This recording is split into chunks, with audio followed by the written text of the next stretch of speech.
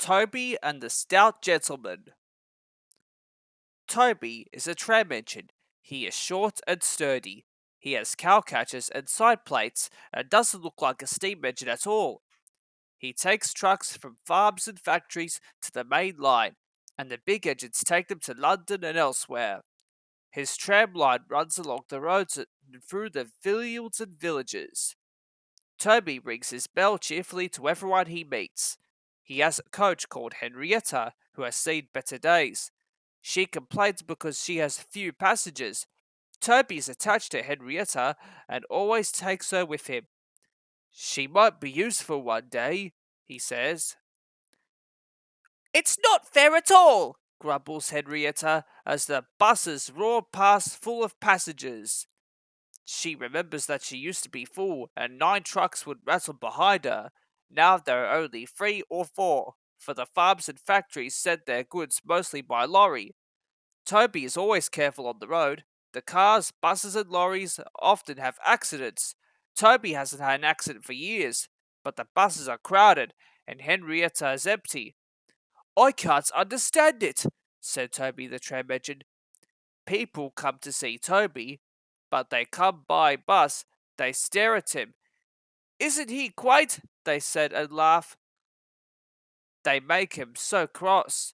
One day, a car stopped close by, and a little boy shouted, Come on, Bridget! He called to his sister, and together they ran across to Toby. 2 ladies and a stout gentleman followed. The gentleman looked important, but nice. The children ran back. Come on, grandfather, do look at this engine! And seizing his hands, they almost dragged him along. That's a tram engine, Stephen, said the stout gentleman. Is it electric? Asked Bridget. Whoosh! Hissed Toby crossly. Shh, shh, said her brother. You've offended him. But trams are electric, aren't they? They are mostly, the stout gentleman answered, but this is a steam tram. May we go in it, grandfather, please? The guard had begun to blow his whistle. Stop, said the stout gentleman and raised his head. The guard, surprised, opened his mouth and the whistle fell out. While he was picking it up, they all scrambled into Henrietta. Hip hip hooray! Chanted Henrietta, and she rattled happily behind. Toby did not sing. Electric indeed! Electric indeed! He snorted. He was very hurt. The stout gentleman and his family got out to the junction, but waited for Toby to take them back to their car. What is your name? Asked the stout gentleman. Toby, sir. Thank you, Toby, for a very nice ride. Thank you, sir, said Toby politely. He felt better now. This gentleman, he thought, is a gentleman who knows how to speak to engines. The children came every day for a fortnight. Sometimes they rode with the guard, sometimes in empty trucks, and on the last day of all, the driver invited them into his cab.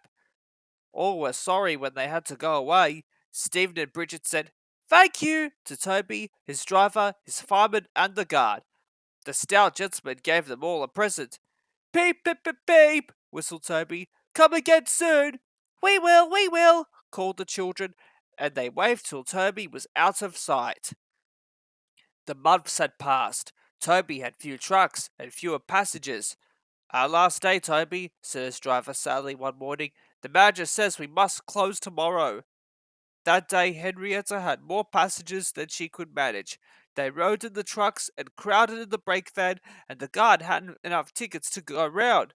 The passengers joked and sang, but Toby and his driver wished they wouldn't.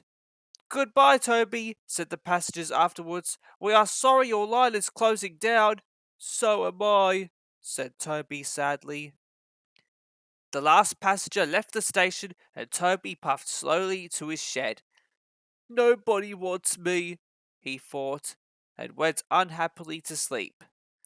Next morning, the shed was flung open, and he woke with a start to see his fireman dancing a jig outside. His driver, excited, waved a piece of paper. Wake up, Toby, they shouted, and listen to this.